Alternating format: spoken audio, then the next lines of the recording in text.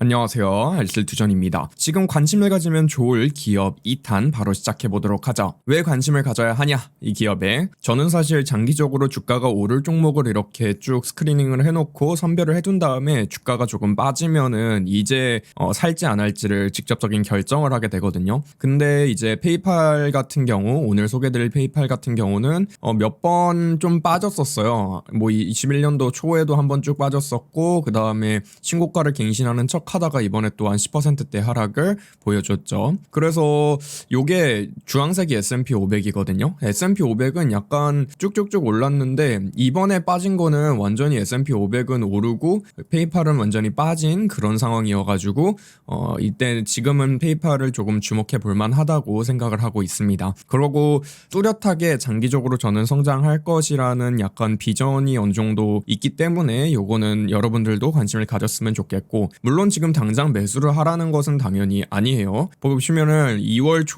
초에도 보시면은 엄청나게 많이 빠졌었어요. 이때 거의 30% 거의 한 30%대 하락을 한 모습을 보여줬고, 그 다음에 이번에도 역시 거의 10%대 하락을 보여줬기 때문에 여기에서 뭐 더 빠질 수도 있다라는 점은 분명히 알고 계셨으면 좋겠어요. 그래서 지금쯤부터 관심을 가지고 뭐 1차 매수 정도 할 위치다. 그래서 저도 실제로 1차 매수를 했고요. 페이팔의 시작 지점은 인터넷 간편 결제 서비스를 제공하는 것으로 시작을 하였습니다. 개인정보를 넣고 카드 번호를 넣어야지 예전에는 웹에서 결제를 할 수 있었는데, 이제는 페이팔에 일단 자기의 개인정보하고 카드 번호를 등록해 놓고 페이팔에 계정하고 비밀번호만 입력을 하면 자동으로 결제가 되게 그냥 간편 결제라고 보시면 되죠. 근데 뭐 다들 아시다시피 이베이가 페이팔을 인수했고 1.5빌리언 달러에, 근데 현재 시가총액은 326빌리언 달러로 인수 이후로 굉장히 많은 성장을 이루어냈고, 근데 또 이베이하고 페이팔하고 또 헤어졌어요. 스핀오프를 했고,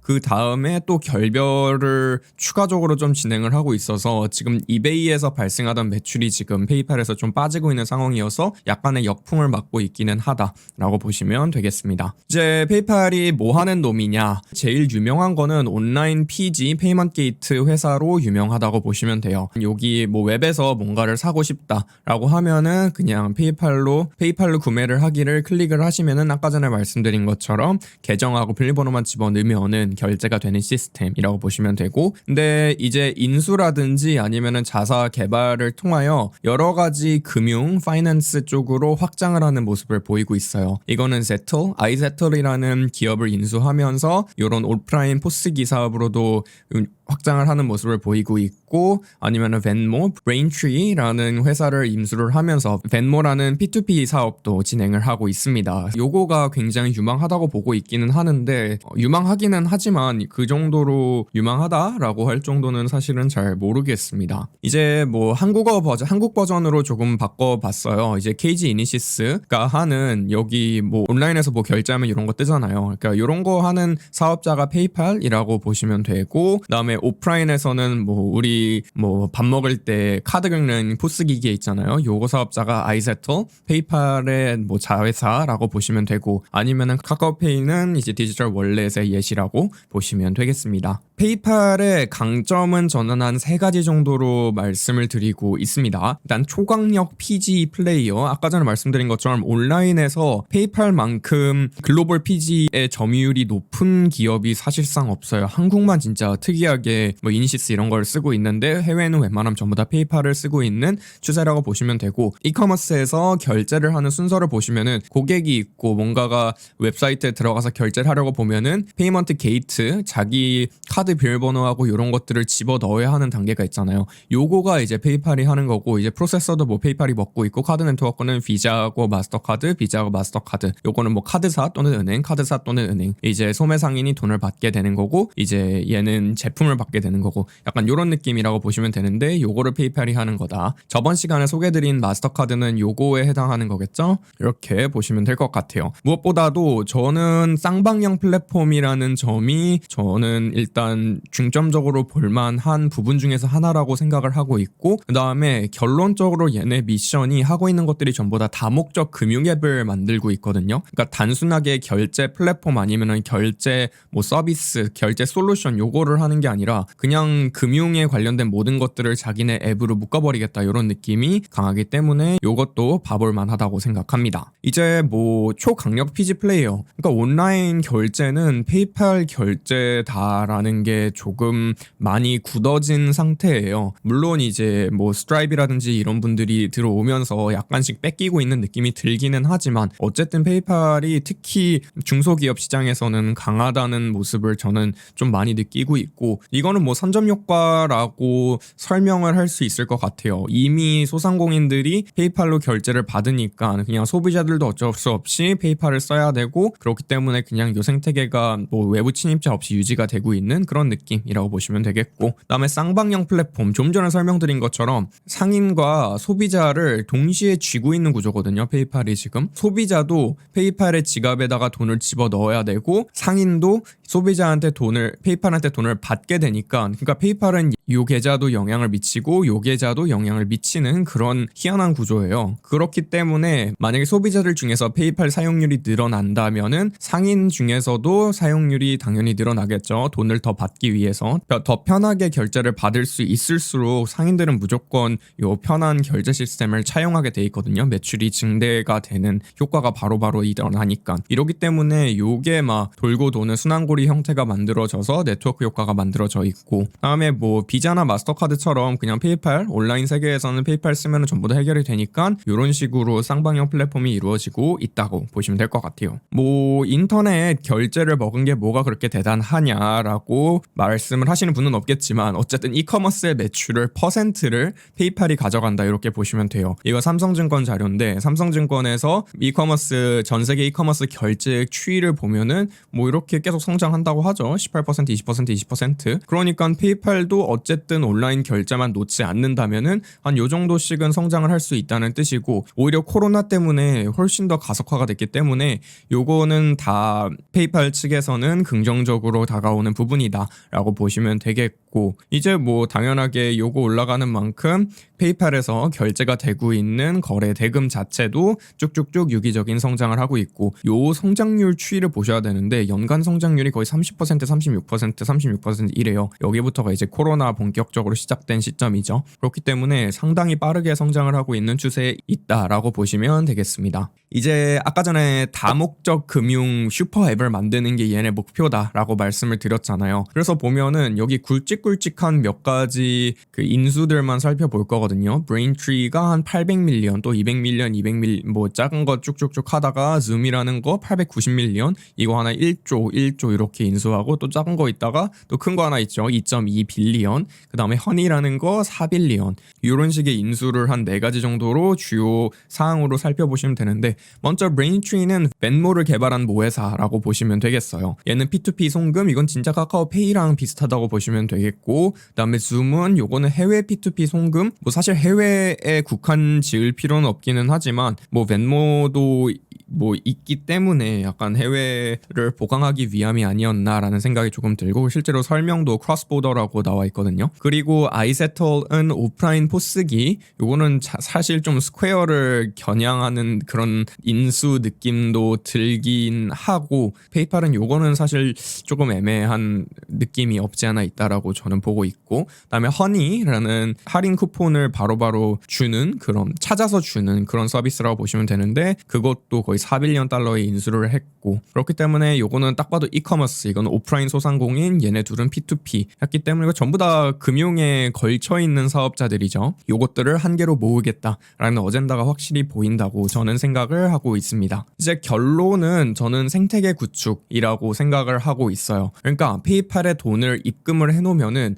돈이 다시 이쪽으로 빠져나가지 않고 그냥 여기로 돌고 여기로 돌고 이런 식으로 돌 수 있게끔 만드는 게 페이팔의 주 목적 아닐까. 그러면은 이제 입금 후 출금 빈도, 왜냐면은 출금을 할 때마다 은행한테 돈이 가게 되거든요. 페이팔 입장에서는. 그러면 얘네한테 갈 돈을 줄일 수 있으면은 페이팔의 수익성을 올릴 수 있는 거가 되는 거죠. 아니면은 얘네한테 갈 돈을 이제 페이팔한테 넣으니까 수익성뿐만 아니라 뭐 실제 매출 자체도 늘릴 수 있는 거고, 그리고 여기에서 움직일 때마다 페이팔한테 돈이 수수료 개념으로 빠져나가기 때문에 요것도 역시 페이팔의 매출이 증대되는 네트워크 효과로 돈의 흐름을 만들어내서 위해서 매출을 올리는 약간 그런 느낌이라고 보시면 될 것 같아요. 이제 현재 상황, 뭐 현재도 아니고 이미 많이 진행되긴 했는데 뭐 예를 들어서 뭐 한 10년 전 페이팔 상황을 보면은 보통은 사람들이 페이팔에 돈을 예치해 두지를 않았어요. 예를 들어서 저희가 무슨 물건을 사려고 결제를 하려고 뭔가 어디를 웹사이트를 방문을 했어요. 그러면은 저희는 은행에 돈이 있으니까 은행에 있는 돈을 페이팔에다가 보내고 페이팔이 결제를 해가지고 판매자 은행에다 보내고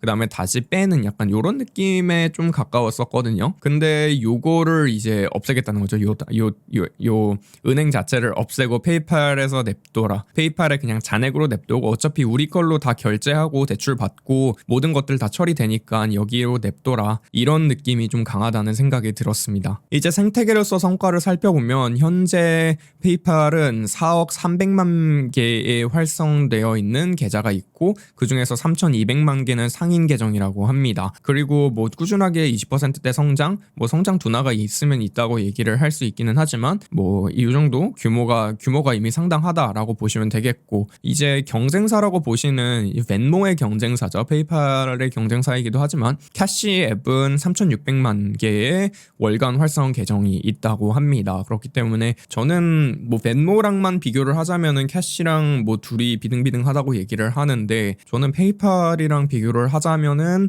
애매하지 않나라는 생각이 들어요. 이제 프라이싱 파워, 얘네들이 일단 선점을 하고 있는 시장이니까 얘네가 가격 결정권을 쥐게 되는 약간 독재자 느낌이거든요. 그래서 온라인 1위니까 온라인 1위답게 이번에 가격 정책을 조금 바꿨어요. 침투 중인 영역은 가격을 인하하는 모습을 보여서 경쟁력을 강화했고 그 다음에 이미 강한 영역은 가격을 인상해가지고 수익성을 강화를 했고 이런 식의 모습을 보이고 있고 그래서 자세하게 보자면은 페이팔의 브랜드가 들어간 결제 수단은 요 3%에서 0.5% 인상시켰어요. 그 다음에 건당도 많이 인상시켰죠. 페이팔 결제 누르기 아니면은 나중에 결제 아니면은 뭐 벤모 결제 아니면은 암호화폐로 결제 이런 거를 하게 되면은 상인은 돈을 더 많이 내야 되는 수수료를 더 많이 내야 되는 거고 그냥 카드를 등록해서 쓰는 것 아니면 그냥 카드 결제를 하기 위해서 페이팔을 통해서 가는 것은 수수료를 오히려 인하를 하는 모습을 보였어요. 이건 어차피 스퀘어라든지 이거는 스트라이프도 엄청 잘하고 있는 영역이기 때문에 이거는 올려봤자 고객 이탈밖에 안 나올 것이다 라는 판단을 한 것 같아요. 무엇보다도 여기에 적혀 있는 게 있는데 페이팔 계정을 이용해서 결제를 하는 사람들이 돈을 더 많이 쓴대요. 그렇기 때문에 얘네들이 얘기를 하고 있는 거는 상인들이 수수료를 더 내더라도 우리가 가지고 있는 페이팔의 로열한 고객들이 돈을 더 많이 쓰기 때문에 니네들한테는 이득이다. 약간 이런 논리로 보이고 있기는 한데 뭐 어쨌든 페이팔 입장에서는 돈 더 뜯어낼 수 있는 기회인데 이거 나쁘지 않겠죠. 사실 전략 자체는 전 좀 괜찮았던 것 같아요. 경쟁력이 부족한 부분은 낮추고 아니면 경쟁력이 있는 부분을 올리니까 결국 상쇄돼가지고 이런 느낌이거든요. 그리고 실제로 요거 컨퍼런스 콜 트랜스크립트 읽어보면은 매출에는 크게 단기적인 영향은 없을 거다라는 얘기를 하고 있어요. 그러니까 요거 두 개가 또이또이 될 것 같아요. 이제 리스크 요인들을 몇 가지 살펴볼 건데 저는 최대 리스크 요인을 생태계 보유자들이라고 일단 정의를 하고 있어요. 생각을 하고 있어요. 예를 들어서 구글이라든지 애플이라든지 아마존이라든지 페이스북이라든지 네이버라든지 실제로 고객을 쥐고 있고 자기네 플랫폼에서 무언가가 판매가 되고 있는 애들은 페이먼트를 굳이 페이팔을 쓸 이유가 전혀 없거든요. 자사 뭐 애플페이라든지 아니면 구글페이라든지 삼성페이라든지 이런 거를 만들어가지고 그냥 보급을 시켜도 그냥 사람들이 쓰기 때문에 어차피 편함을 이제 제공을 해줄 수 있고 마케팅 커스트도 거의 없는 애들 입장에서는 페이팔 패싱이 가능하죠. 그러니까 지역구 짱 느낌이라고 보시면 될 것 같아요. 이제 두 번째 리스크는 디지털 월렛 쪽인데 제가 그래서 벤모 이야기를 그렇게 많이 하지 않고 있는 이유기도 해요. 왜냐하면은 솔직히 저는 이쪽은 진짜 모르겠고 벤모를 중심으로 약간 페이팔도 이렇게 덕지덕지 붙여나갈 수 있는 구조는 맞는 것 같은데 만약에 벤모 하나가 이렇게 뚝 떨어져 있다라고 하면은 경쟁력을 솔직히는 모르겠거든요. 그렇기 때문에 이거를 벤모가 페이팔의 다른 부가 서비스랑 같이 붙어 있을 때는 충분히 의미가 있는 서비스지만 이게 떨어져 있으면은 다른 서비스랑 뭐가 다르냐 이런 느낌으로 볼 수 있어요. 그렇기 때문에 요거는 뭐 벤모 하나만 보고는 이거는 사실 모르겠다. 그렇기 때문에 그 디지털 월렛 쪽은 누가 승자가 될지는 모르겠다라는 게 제 결론입니다. 이제 성장 둔화에 대한 이야기도 살짝 있는 이유가 요거 앞에 있는 거 똑같은 건데 24%까지 갔다가 연 성장률이 21%, 16%, 20% 이렇게 줄어들고 있어요. 활성 계정의 성장률이. 사실 유저 수 증가가 생태계 또는 SNS 느낌, 네트워킹을 쓰는 기업 입장에서는 굉장히 중요한데 이게 줄어들고 있다는 우려가 살짝 저는 들었고요. 근데 또 유저당 결제를 하는 횟수 자체는 굉장히 증가하고 있어요. 코로나가 이때부터 딱 세졌으니까 이때부터 역대가 가속화라고 생각을 하고, 근데 저희가 생각했을 때 막 21년도부터는 막 백신 보급되고 이때랑 거의 비슷하게 유지가 될 줄 알았는데 오히려 계속 증가하는 모습을 보이고 있죠. 그렇기 때문에 고객당 결제 횟수는 증가를 하고 있기 때문에 저는 성장 둔화라고 보기에는 애매하다. 그러니까 요거는 살짝 아쉽기는 하지만 요거가 잘 버텨주고 있기 때문에 이제 페이팔의 미래인데 결국 저는 플랫폼 게임으로 갈 것 같아요. 그냥 결제 기술 아니면 간편 결제 요거는 이미 벗어난 지 오래고, 그렇기 때문에 고객을 얼마나 잘 보유하고 얼마나 잘 묶어둘 수 있는지가 핵심인 것 같고, 페이팔 앱 자체, 페이팔 서비스로 얼마나 많은 금융 서비스들을 대체하고 얼마나 많은 금융 서비스들을 제공할 수 있는지 약간 문어발식 확장이 조금 많이 중요해 보입니다. 더불어 브랜드 가치, 브랜드 파워를 확실하게 보여주고 있는 예시가 이번에 프라이스, 가격을 올린 거라고 생각을 하고 있어요. 페이팔 고객들에게서 결제를 받으려면은 결제 수수료를 더 내라, 약간 이런 느낌이잖아요. 그러면은 이미 브랜드 파워가 있다라는 걸 증명을 한다고 저는 생각하고 있고, 그 다음에 뭐 네트워크 효과는 잘 사용하고 있죠. 셀러와 바이어의 생태계를 동시에 이용하는 네트워크 효과를 잘 사용하고 있다. 그렇기 때문에 저는 바이라고 생각을 하고, 페이팔은 그 다음에 저는 실제로 샀습니다. 1차 매수는 들어갔고, 저는 뭐 주가가 더 빠지면은 따라가서 살 생각이고, 만약에 여기에서 오른다고 하면은 추가 매수는 딱히 하진 않을 것 같아요. 페이팔 주가가 그렇게 싸다고 얘기를 할 수는 없기 때문에. 이제 조금 추가적인 건데 이거 분명히 댓글에 달릴 것 같아서, 스퀘어하고 스트라이프 저번에도 마스터카드 영상 올릴 때도 나오고 뭔가 결제 얘기만 나오면은 얘네들은 무조건 댓글에 달리더라고요. 그래서 제 생각이에요. 왜냐하면은 뭐 요거는 다들 제 페이팔에 대한 제 의견이 있는 것 같이 요 기업들에 대한 시청자분들의 의견이 다 다를 수 있기 때문에, 일단 먼저 스퀘어는 포스 사업, 소상공인 중심의 포스기 사업에서 플랫폼 게임으로 넘어온 느낌이고, 아까 전에 페이팔은 이커머스 간편 결제에서 플랫폼 게임으로 넘어온 느낌이라고 말씀을 드렸잖아요. 스퀘어는 이제 포스에서 플랫폼 게임으로 넘어왔기 때문에 페이팔과 비슷한 느낌으로 경쟁력이 있을 것이다. 왜냐하면은 적어도 스퀘어는 포스기를 쓰고 있는 애들한테는 영향력을 행사를 할 수 있잖아요. 앞에서 얘기한 것처럼 생태계를 지고 있는 애들 중에서 하나이기 때문에 이미 고객을 지고 있는 사람들은 이런 거 페이먼트 하면은 얘네 무조건 쓰게 할 수 있어요. 그렇기 때문에 얘도 나배드한 초이스다. 물론 저는 요것보다는 이커머스 전체를 이미 잘 하고 있는 페이팔 쪽이 더 낫지 않나라는 생각을 하는 거고, 이것도 뭐 굿 초이스라고 볼 수 있고, 그다음에 스트라이브는 사실 상장이 안 돼가지고 전 웬만하면 비상장 기업은 다루지도 않기 때문에 공시 자료가 없으면은 얘네들이 무슨 얘기를 하고 있는지가 정확하지 않을 때가 조금 있긴 하거든요. 근데 대충 느낌을 보면은 B2B 결제 기술 기업에 좀 가깝거든요. 그러니까 결제 솔루션 사스 기업에 가까워서, 스퀘어랑 페이팔은 뭔가 고객을 묶어두고 생태계 유지, SNS 느낌에 더 가깝다면은 얘는 진짜 순수 기술 기업에 가깝기 때문에 결이 다르다라는 느낌이랄까요. 그렇기 때문에 좀 공존할 것 같아요. 제 생각에는. 근데 굳이 셋 중에서 한 명, 셋 다 상장됐다고 가정하고 셋 중에서 한 명을 고르자 하면은 저는 여전히 생태계를 이미 잘 만들어 놓은 페이팔을 고를 것 같습니다. 오늘도 긴 영상 시청해주셔서 감사하고, 궁금하신 점 있으시면 댓글 남겨주시고 모두들 행복한 하루 보내시길 바랍니다.